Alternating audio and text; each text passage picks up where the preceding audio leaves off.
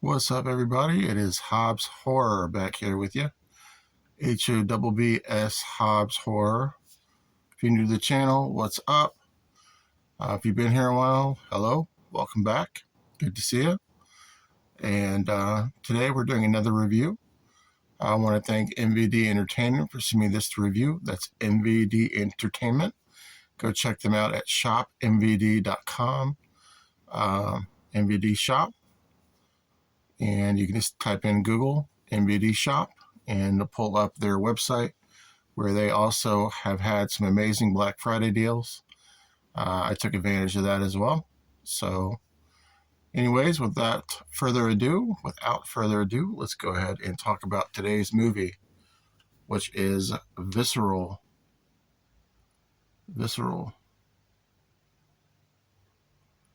It's an hour and 9 minutes long. It gets a 4.5 on IMDb.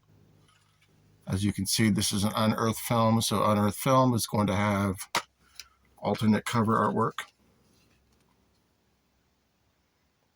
You do get commentary with this here.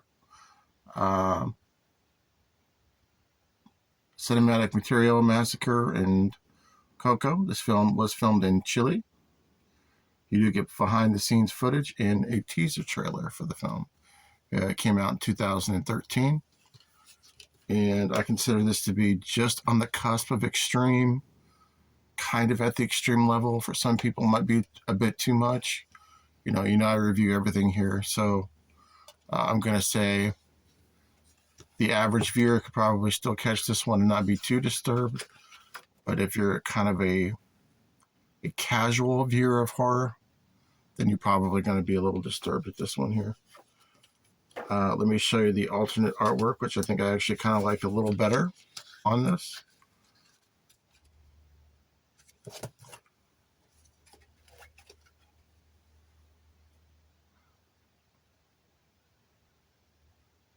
Again, I want to thank MVD Entertainment for sending me this to review for you guys. Like I said, they have really taken care of me over the years. They've sent me lots of good stuff and then some. So let's go ahead and show you the reverse cover art for those fans of cover art.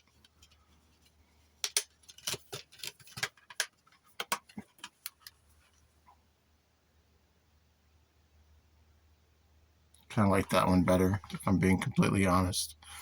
This movie's about a boxer who's kind of down on his luck. He lost a really big fight and basically sells his soul to the devil. He feels like he has nothing left to live for. And there's this woman that comes into his life who's kind of like a figment of his imagination.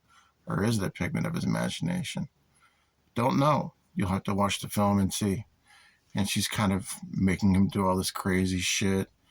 He starts going nuts and starts kidnapping people, doing crazy things to women.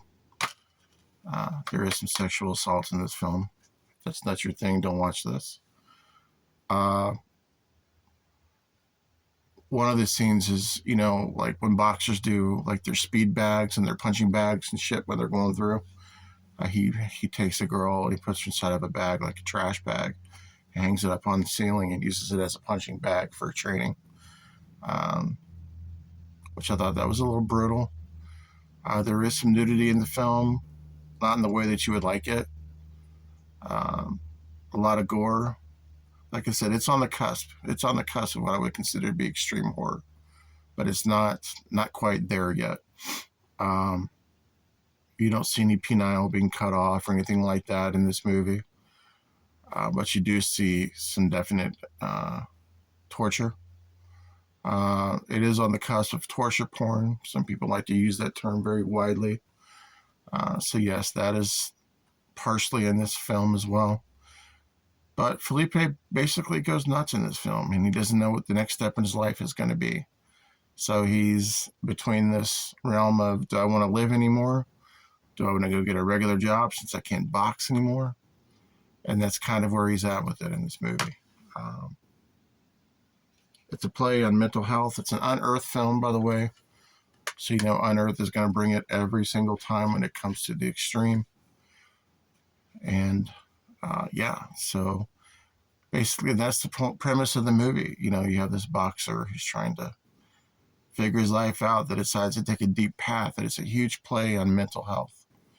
The things that go wrong, the things that go in an opposite direction for you. There's very dark music. There's a dark tone to the film, very dark setting, and a violent nature about the film. But it's not the worst I've seen, and it's not the worst it can get. But this movie, it's okay.